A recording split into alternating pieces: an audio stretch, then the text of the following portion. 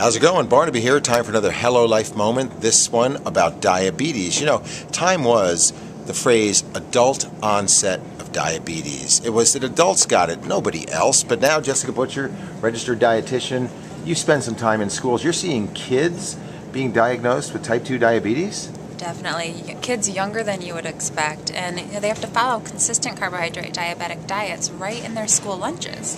That's crazy. And so they're actually having to check their glucose with the glucose meters where they prick their fingers, and this is going to be possibly a lifelong condition for them?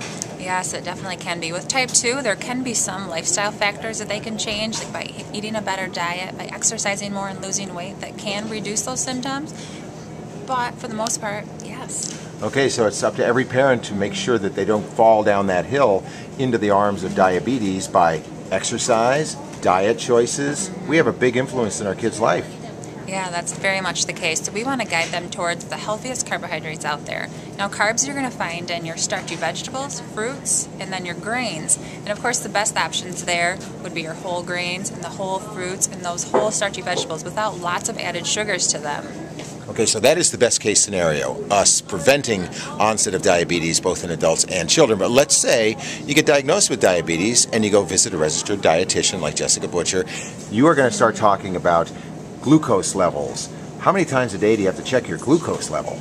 You know, every person's going to be a little bit different, and once you've been diagnosed, after you've been there for a long time, you probably have to check it a lot less because you begin to notice the symptoms of when you do have low blood sugar, high blood sugar. But just starting out, you're probably going to be checking it very frequently throughout the day when you get up, before you have breakfast, after you have breakfast, you know, before and after your snacks and all of your meals, and even before you go to bed. So levels have been established about what is tolerable. Like, let's say before a meal, where should your glucose level be? Yeah, definitely. We want to try to keep the blood glucose levels between 70 and 130. And then after your meal, if you're checking it, just make sure it's still below 180. And if you have type 2, you're probably, or even type 1, you're probably giving yourself insulin injections to help manage that. Well, I tell you what, pretty labor-intensive disorder, diabetes, but also you have to take care of what you're consuming. You have to start looking at the ingredients because carbs are going to be a key point in the management of your diabetes. So what percentages of carbs should be like part of meals, part of snacks? Well, they want you to get, you know, every person's going to be a little bit different depending on your activity levels, but you really want to aim for at least 6 to 8 servings of grains, beans, and your starchy, beans or starchy vegetables.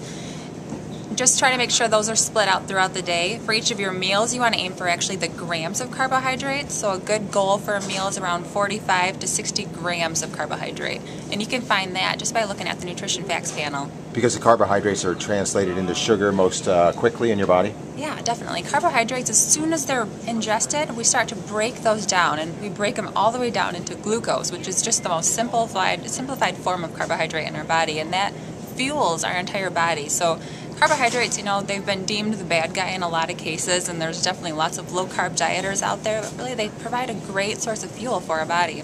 Alrighty, well, I'll tell you, it's all good stuff about a bad thing, and that is diabetes, but we're glad that you searched it out here on HelloLife.net, and share it with all your friends who might be concerned about diabetes, because we are all about matching your commitment to a healthy lifestyle.